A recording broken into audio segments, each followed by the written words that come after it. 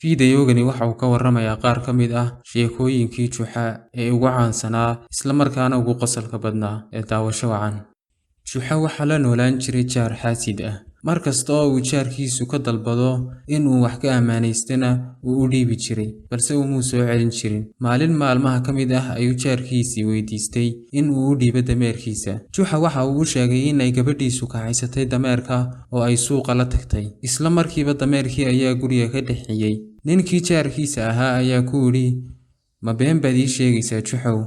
Juxa ayaa isaga oo xanaaqsan ku yidhi, "Ma dameerkayga ayaad rumaysanaysaa, anigana waad ii beeninaysaa."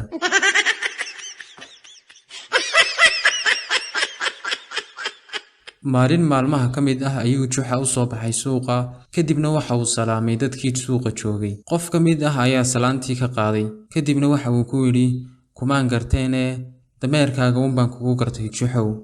Juxa ayaa isna ku yidhi, "Waa runtaa oo dameeradu way is yaqaanaan." Beri waxaa jiri jiray nin caanoole ah.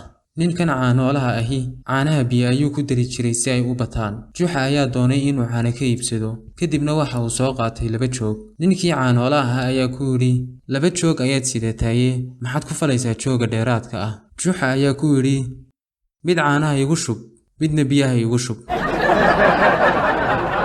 Maalin maalmaha ka mid ah ayaa Juxa iyo inankiisii tageen xaflad. Markii ay xafladdii soo dhammaatay, ayuu inankiisii waayay kabihiisii.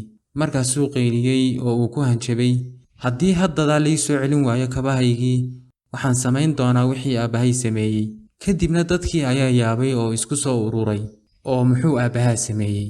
Juxa inankiisii ayaa idhi, "Aabbahay isagoo kabala ayuu xaafadda tegey." Juxa dameerkiisii ayaa ka lumay, kadibna waxa uu raadiyaba markii dambe ayuu helay. Isaga oo ku celcelinaya inuu Alle mahadiyo, ayaa waxa la weydiiyey, "Maxaad Alle u mahadinaysaa Juxow?" Juxa ayaa ku jawaabay, "Waxaan Ilaahay ugu mahadinayaa in aanan dameerkayga fuushanayn. Haddii aan fuushanaan lahaana, waaban la lumi lahaa."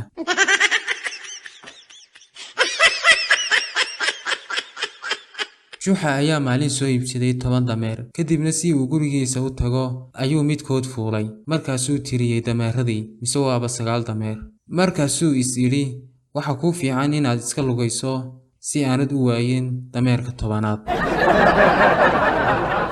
Maalin maalmaha ka mid ah ayaa Juxa loogu yeedhay casuumad, kadibna 2 nin oo uu dhexda u fadhiyey ayaa is idhi ku dheeldheela oo ka xaraabadaysta. Dabadeedna waxay weydiiyeen, "Juxow, ma waxaad tahay doqon mise jaahil?" Juxa ayaa ugu jawaabay, "Waxaan hay labadaa dhexdooda."